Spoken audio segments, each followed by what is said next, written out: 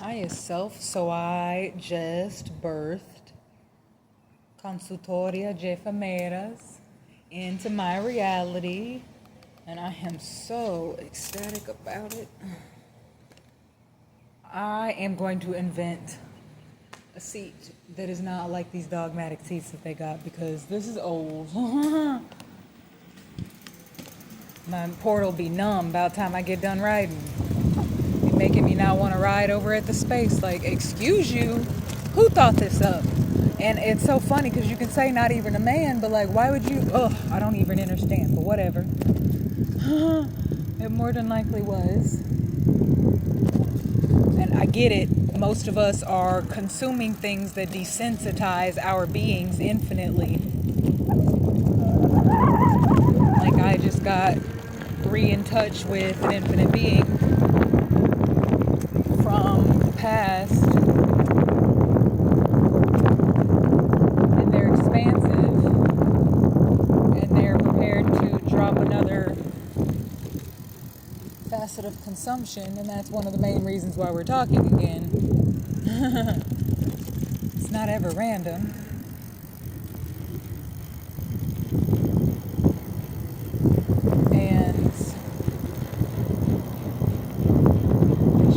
Interesting to experience how desensitized I have been in my existence, and so I can only imagine how other external infinite beings are experiencing their experience with how they've been chosen, been taught to perpetuate, etc. It's very interesting.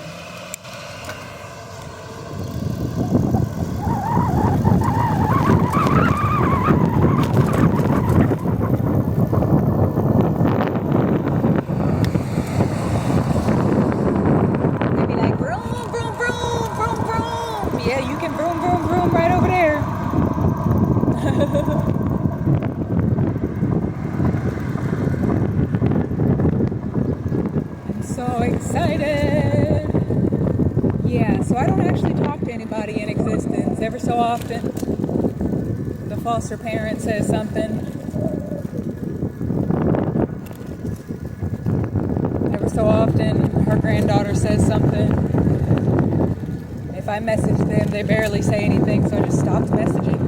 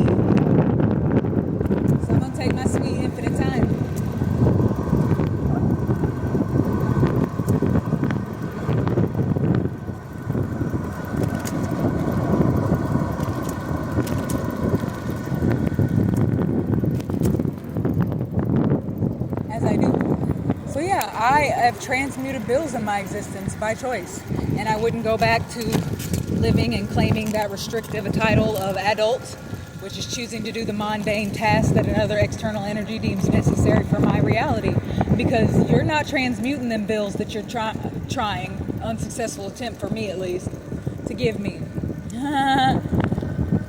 So I'm happy to let all that shift go so I can thrive.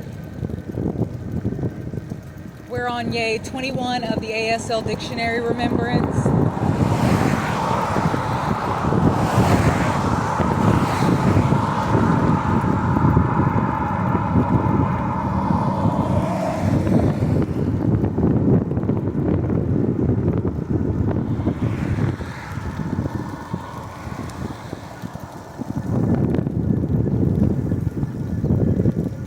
And I'm just transmuting and existing and introspecting.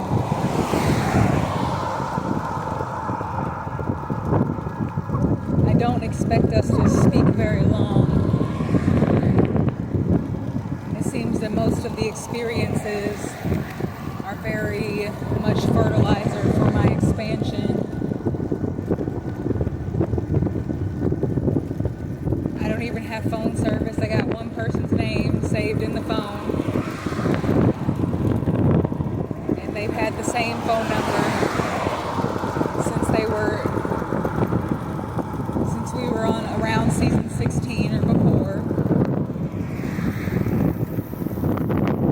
And they actually provide me with some nurturing that I ask for.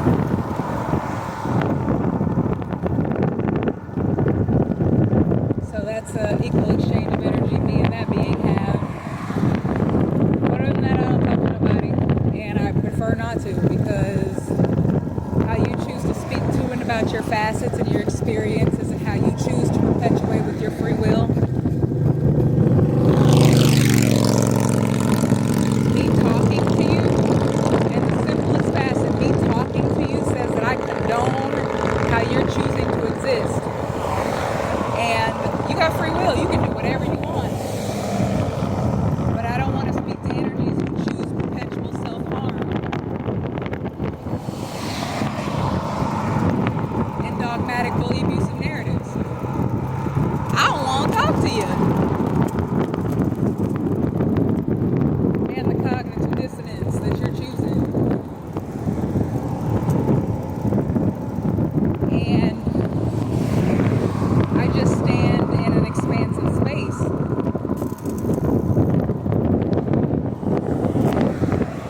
I haven't met one being in existence that can hold space for me in my full expansion. How I exist innately every day. How I choose to speak, etc.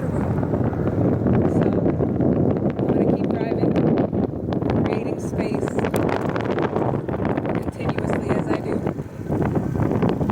I've seen that internal manifests external. And if I wouldn't want my children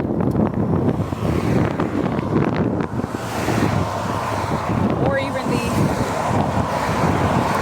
eternal infinite child that I am to experience what I'm experiencing, then I got some introspection to do. I've remembered that if I can state I got a problem, I understand I'm the solution, to transmute all them problems, that I created perpetuation.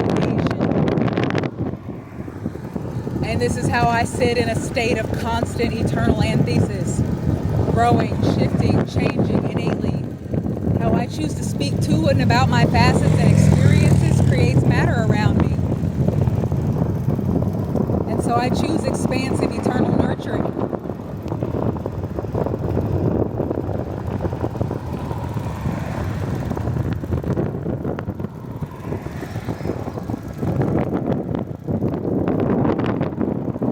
I'm about to start replacing plastic fillings. I have a metal post in my front tooth because in perpetuation I hit a child when I was in first grade, and they put a new batch of concrete by the playground, and I hit somebody protecting another child, and I hit one end of the concrete and hit the other slab and broke my tooth. So I'm going to get that metal removed.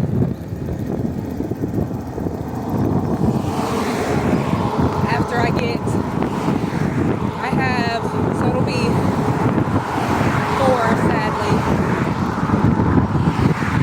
porcelain crowns to protect my teeth, because the porcelain does not leach the same amount of leaching as the plastic fillings or the metal does. So that's what we will be talking about at the dentist. And I'm going to the student dentist at a dental school, because they're not for profit yet, and they're completely graded. They must give you the experience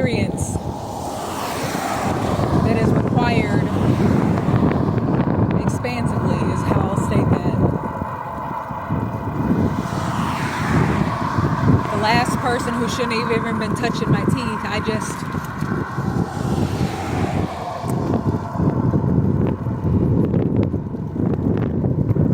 They put as much as they could plastic filling into the space, and they put too much. And then when I went for them to fix it, instead of fixing those spaces and taking out the plastic that they put in, they kept shedding away my actual teeth. And I haven't lost any teeth. I was taught to consume in perpetuation, so the fact that I allowed these people, and now I'm going to create a food forest to where I don't have to rot my teeth out in chosen perpetuation from this food with the sugars and the acids and pesticides and chemicals that aren't innate to me, because that's not nurturing to me. So right now I have all my teeth, and I've stopped consuming things that are not nurturing to my physical being in so many ways. So I'm going to keep growing, shifting innately. My children will never have to have pieces of their teeth taken out or drilled away. And even the cognitive dissonance around the wisdom teeth. If they wouldn't have stated to me, Jules, it's going to mess up your smile, which it wouldn't have. I was given my wisdom teeth for a reason. I wouldn't have ever allowed them people to remove my teeth. But in conformity, I listened to some people that could never know that that's actually going to happen. They were just for profit.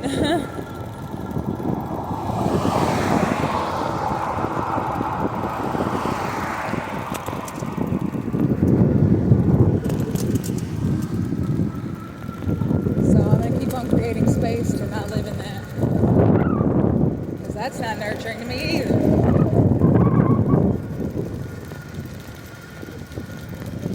And yes, it's romanticized, but if you're not consuming things that are breaking down your being, you don't have to visit the doctor.